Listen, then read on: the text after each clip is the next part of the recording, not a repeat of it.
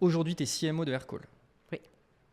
Si demain, je veux prendre ta place, Oui. il me faut quoi comme compétences ? Qu'est-ce que ça te demande de prendre ta place ? Grosse compétence lead gen, demand gen. Okay. Vraiment bien comprendre comment on rapporte des leads, quels sont tous les leviers pour apporter des leads aux prospects, aux commerciaux. Grosse compétence managériale, parce que ça va vite, parce que l'humain, ça prend du temps, que quand ça va vite, il faut aider les équipes à grandir, qu'il faut les coacher, il faut les accompagner. Il y a beaucoup de changements, il faut être très agile, donc le management est clé, parce que on a changé, on a réorganisé l'équipe marketing 4 fois déjà en 2 ans, parce que les besoins sont différents. Donc, il faut vraiment pouvoir avoir cette compétence pour réussir à embarquer l'équipe avec nous. Oui, parce que généralement, quand on parle de scaling de boîte, en fait, on ne se rend pas compte, mais il y a un scaling d'équipe, en fait. Ouais. C'est le scaling de l'humain. Complètement. Et c'est le plus compliqué parce que quand moi je suis arrivée chez Aircall il y a presque 4 ans, on était 5 dans l'équipe marketing, des fonctions très différentes. Avec la croissance qu'on a eue, qui était à plus de 70% par an avant, aujourd'hui on est 47, donc ça a été très très rapide. On a changé les fonctions des gens, les gens ont évolué plus ou moins vite en fonction des différents rôles, les expertises se sont créées, des besoins différents se sont créés parce que les besoins de l'entreprise étaient différents. Donc le scaling de l'équipe est hyper challenging parce qu'on ne peut pas se permettre de ne pas suivre le rythme. Bah ouais. Toi, quand tu es arrivé chez Aircall, c'était pas en tant que CMO. Non. Et donc, qu'est-ce qui a fait qu'à un moment donné, tu as réussi à pouvoir passer ces échelons ? Et ça va me permettre de pouvoir faire le lien aussi avec la question que je souhaitais te poser après, qui est, la particularité, c'est que Aircall, boîte internationale, généralement boîte internationale avec des gros enjeux US, les positions CMO, etc., sont aux US. Oui. Toi, tu as la particularité d'être française dans ce contexte-là. Donc, qu'est-ce qui fait qu'à un moment donné, tu arrives à monter dans ces positions-là et qu'une Française ait été choisie pour avoir ce rôle-là ? Donc, je suis arrivée en tant que directrice marketing Europe et Australie, APAC.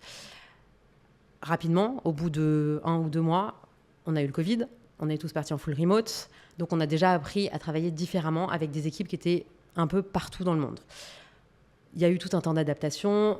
Quand je suis arrivée, on était une petite équipe, comme je disais tout à l'heure, donc il y avait des gros challenges où on apprenait à construire à distance les équipes, à manager à distance, tout en ayant une vision globale. Tout en ayant une vision globale, merci. Assez rapidement, la personne qui s'occupait des US est partie. J'ai donc récupéré un rôle monde où là, j'ai commencé à découvrir le monde américain, le marketing avec les US. C'est des spécificités très différentes. On ne peut pas avoir le même marketing, on ne peut pas avoir le même wording, on n'a pas du tout les mêmes leviers d'activation non plus. Il nous faut des personnes locales très fortes si on veut réussir. Donc je dirais qu'aujourd'hui, si j'ai pu avoir un poste de CMO en étant basé à Paris, c'est parce que j'ai des équipes aux US qui sont très fortes, très solides, très capées, qui me permettent d'avoir les connaissances locales que je n'ai pas. Et pareil en Australie, parce qu'on a la même problématique de l'autre côté du globe, où on a des gens très seniors qui nous permettent d'être partout. Après, comment j'ai pu avoir ce poste de CMO en étant basé à Paris et comment j'ai pu évoluer, c'est aussi une question d'opportunité. J'ai fait mes preuves sur la partie demand gen, qui est quand même le cœur du business, parce qu'aujourd'hui, l'équipe marketing rapporte 52% du chiffre d'affaires d'Aircall, donc c'est énorme. On a une machine lead gen qui fonctionne très très bien, avec des personnes très fortes. Bien sûr, on peut toujours faire mieux, mais on a des bons leviers d'activation.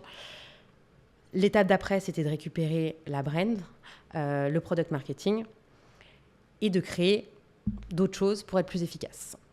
Et progressivement, j'ai créé ces choses-là. L'ancien CMO est parti pour monter son entreprise et s'est posé en effet la question de est-ce qu'il ne nous faut pas un CMO américain ou quelqu'un en France.